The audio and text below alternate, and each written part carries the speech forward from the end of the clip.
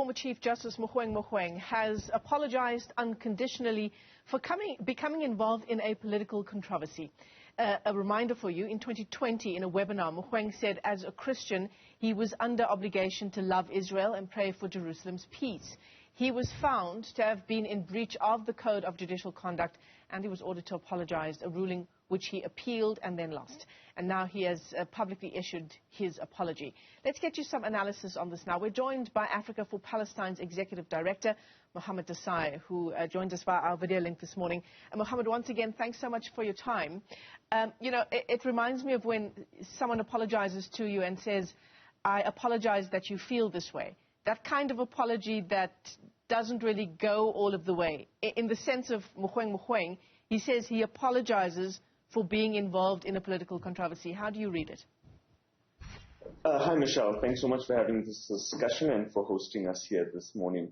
As Africa for Palestine, whilst noting the context in which you place the former Chief Justice Mogoeng's apology quite correctly so, we still nevertheless accept this apology, and we think that it's even more significant that the former Chief Justice was compelled to make this apology. He was forced essentially, and he's quite correct to say so, kicking and screaming to the apology table. We see this as a victory over fanaticism and over ego. We see this as a victory for the rule of law, and it's a good day for the South African judiciary generally speaking, because it shows that nobody is above the law. Even if they may have certain warped views, they will be forced to be in line within the judicial code of conduct.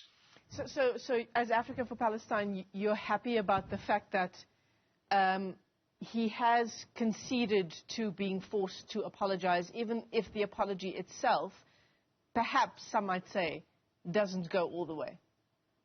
We accept the apology. We think that it's important that the delineation and the separation between the powers of the state have been reaffirmed by the Judicial Services Commission, and specifically the Judicial Conduct Committee, that the judiciary is not meant to interfere in the foreign policy or in other policy matters of other arms of the state.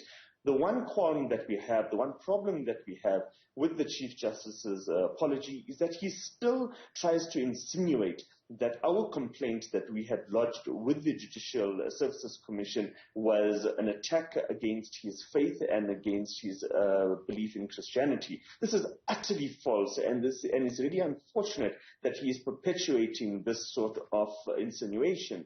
The truth of the matter is that we took him we laid the complaint based on the fact that he was violating the code and that he was entering into political controversy. And his continued conflation with the biblical land of Israel and the modern state of Israel with the Israelites of the Bible and the Israelis of the modern Israeli regime is really unfortunate on the one hand, and also on the other hand a great insult to the indigenous Palestinian Christian community. So other than that conflation that the former Chief Justice is making, we as an organization are closing this matter. We are welcoming and accepting the Chief Justice's apology. Yeah, for our viewers who perhaps are wondering what you're talking about there in those comments you're making, Mohamed, this is part of the former Chief Justice's apology here. I'm going to read it verbatim. He says, I'm very thankful that I have not been ordered to renounce God the Father, the Son, and the Holy Spirit and my faith in him. I have not been ordered to renounce the Holy Bible. I have not been ordered to renounce prayer. I have not been ordered to renounce my love for Israel and Palestine and my love for Jews and Palestinians, as well as my love for all people. And this is where what you've just described, Mohamed, as what appears to be the former Chief Justice's conflation between, as you say, biblical Israel and Israel of today.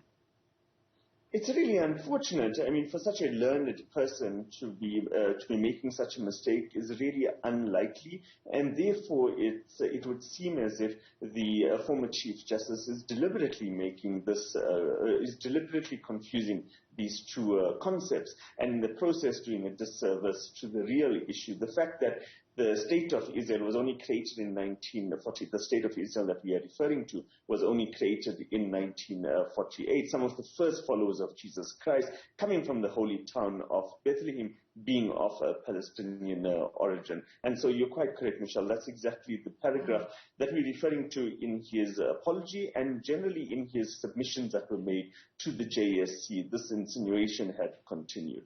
Because there was never going to be a situation, Mohammed, where, as the Chief Justice says, he would be ordered to renounce his God. There would never have been a situation in which the JSC would have even entertained such a complaint from civil society, because this is completely unacceptable. Any justice or any judge in our country is allowed to her or his beliefs. However, there are certain regulations regarding expression and regarding which opinions you're allowed to express in the public domain. This is just like the kind of restrictions that, for example, doctors may have.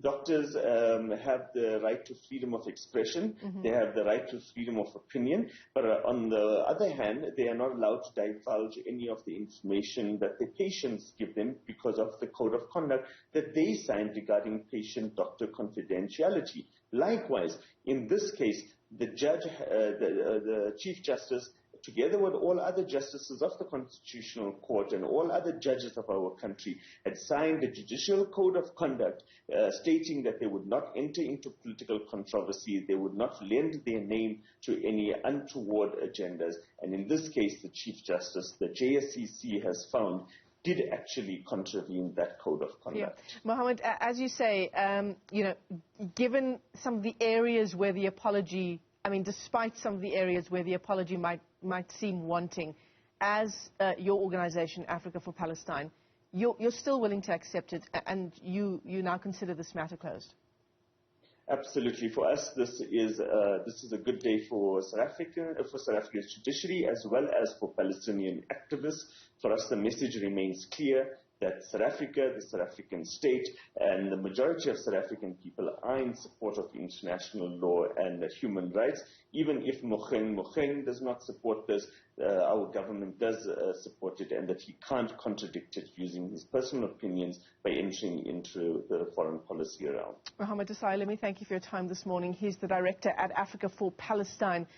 Some reaction for you there to that statement released yesterday by former Chief Justice Mogoeng, where he unconditionally apologizes for utterances he made during a webinar with the Jerusalem Post that happened in 2020, I believe.